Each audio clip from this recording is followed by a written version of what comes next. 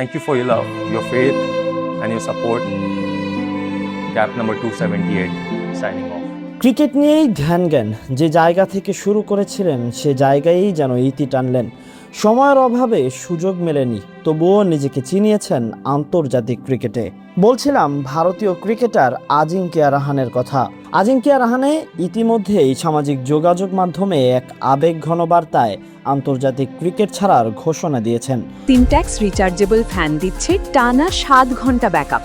2011 সালের আগস্টে ইংল্যান্ডের বিপক্ষে টি-20 ম্যাচ দিয়ে ভারতের জার্সিতে অভিষেক হয় আজিঙ্কিয়া রাহানের।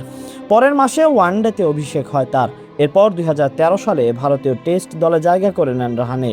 পরবর্তী বছরগুলোতে ভারতের ব্যাটিং মেরুদণ্ডের অন্যতম ভরসা হিসেবে নিজেকে প্রতিষ্ঠিত করেন 38 বছর বয়সী এই ব্যাটার।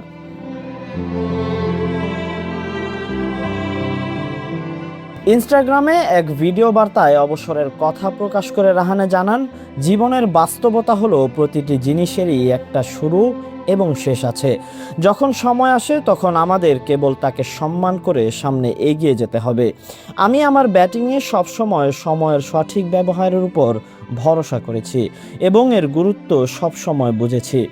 আজ আমার মনে হয় আন্তর্জাতিক ক্রিকেট সহ সব ধরনের ক্রিকেট থেকে সরে দাঁড়ানোর অবসরের ঘোষণা দেওয়ার সময় এসেছে।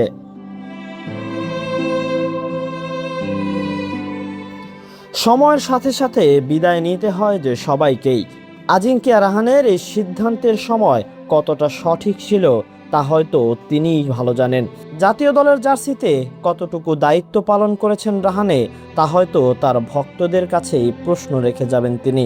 তার নিষ্ঠা, চাপের মুখেও শান্ত থাকা এবং শ্রেষ্ঠত্বের প্রতি সম্মান জানিয়ে মুম্বাই ক্রিকেটও তাকে সম্মান জানিয়েছে। শেষটা ভালো কাটুক, এমনটাই তো প্রত্যাশা সকল ক্রিকেট প্রেমীর।